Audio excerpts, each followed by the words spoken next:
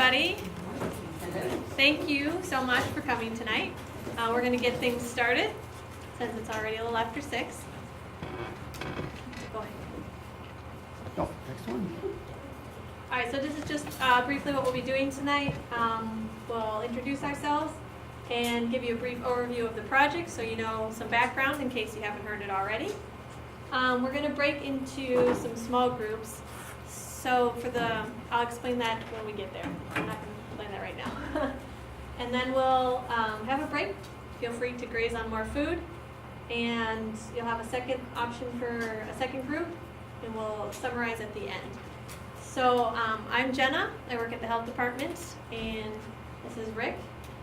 We manage the project for the county. And then throughout the room, we've got some people from the state health department, county health department, and the ATSDR, which is the Agency for Toxic Substances and Disease Registry. Oh, very good. All right, so just a review. A brownfield is a site that is potentially contaminated. It can be like an old gas station, an old dry cleaners, and it's not, or just an old abandoned or underused property that its resale or reuse is hampered by the fact that there might be contamination. The city of Janesville has a comprehensive brownfields program, and they received a grant in 2011 from the EPA to inventory and investigate potential properties, and using the grant to guide the prioritization and assessment of these properties and the cleanup. So they've applied for additional grants and are waiting to hear back on those. And the health department received a grant in order to work with the city on their project to make sure health is incorporated into their redevelopment plans. So as part of this project, over the past 6 months, we've met with 14 different community organizations, and that's over 200 people. And I'll let Rick talk a little bit about the environmental side of things. Okay, working with the city and a consultant that the city hired, we've dug up a lot of information about these brownfield sites. We've identified over 70 sites, as noted here in downtown Janesville area. Our study area is really from Traxler Park area down to General Motors. So kind of the river corridor, the downtown area, the Five Points area, General Motors area, and up in the North Riverfront Traxler Park area. So we're looking at all the properties that would be classified as a brownfield. And we've identified some key parcels in those areas, and working with the city, looking at what contamination exists on each of these properties, or maybe there's properties that we don't have a lot of information as far as soil or water testing. So we've been collecting a lot of data over the last 5-6 months on these properties. So why are we here tonight? Some of you have been at some of these community meetings we've been to, and some of you are new to this, but we wanted to share everything we've collected over the past 6 months with you and give you another opportunity to give us your thoughts on anything else you want to add to the list or any other concerns you may have, because we are going to share this information with the city council, the Janesville Revitalization Committee, city planners, etc., to make sure your ideas are incorporated into the plans that the city moves forward with. So the feedback we've received to date is divided into 4 categories: buildings and infrastructure, health, land and environment, and community. So each table has been assigned one of those categories. And you're going to be able to pick 2 categories of interest to you. You're going to pick one, and then after the break you can pick a second one.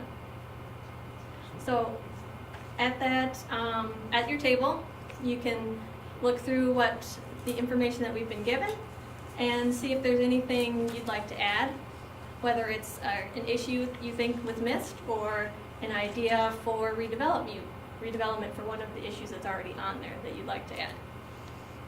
And then, like I said, after the break, you can pick a second category. So So at this point, I'm going to let you kind of look around and decide, so I will give you some examples so you have an idea of what's at each category. So the health one back there, some examples in that category are it's hard to eat healthy, limited resources for mental health care and counseling, or need more access to low-cost preventative and medical and dental care, and personal and physical safety issues. So those are some examples at the health table. At the community table, we have Janesville has a poor image. We need to build community spirit. Kids and teens need a place to hang out. And not enough young people in the area to support vibrant nightlife of restaurants, shops, etc. downtown. So those are some community category examples. Land and environment, back there some examples are the bike trail system's not connected to downtown, nearby neighborhoods and nearby cities, water quality issues, poor river access, no place for boating, canoeing, and kayaking. And then some buildings and infrastructure examples include too many empty businesses downtown, the old buildings haven't been kept up and they're eyesores, parking concerns, and food access issues, need a local grocery store downtown. So that would be buildings and infrastructure. So at this point, if any of those categories sound interesting to you, feel free to move around and we'll get started.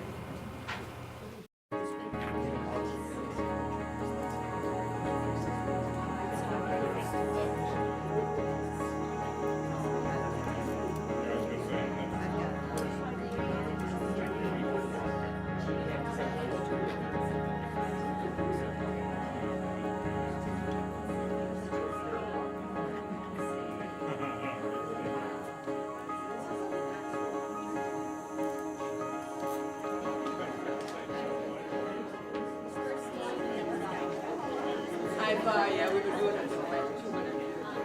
I ran into that when we had.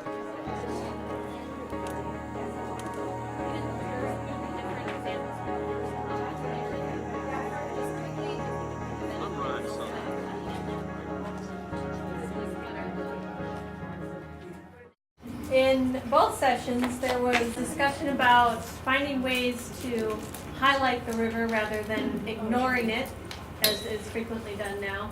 Whether that's some sort of creative lighting or what else did we have? Some more green space along there. Well, both the sessions kind of focused on attracting a diverse amount of new businesses into downtown Janesville, and whether it be new like boutique stores or the main one it would be a grocery store, like a healthy grocery store like a Whole Foods or Trader Joe's, and to somehow create it so that there is a business on the bottom level and affordable housing on the top levels of these buildings in the downtown to attract more of a professional people and maybe even students from UROC, that's the abbreviation, UROC, and just more options for everybody.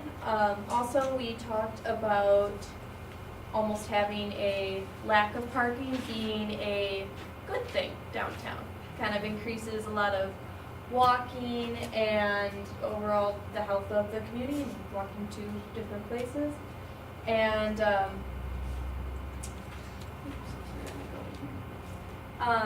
we also talked briefly about using the vacant land along the corridor to create community gardens for during the summers, and getting the people that live near it or the younger generation involved with it, so that there's some sort of incentive for them to keep it going and not potentially vandalize it or anything, have tomato fights or something.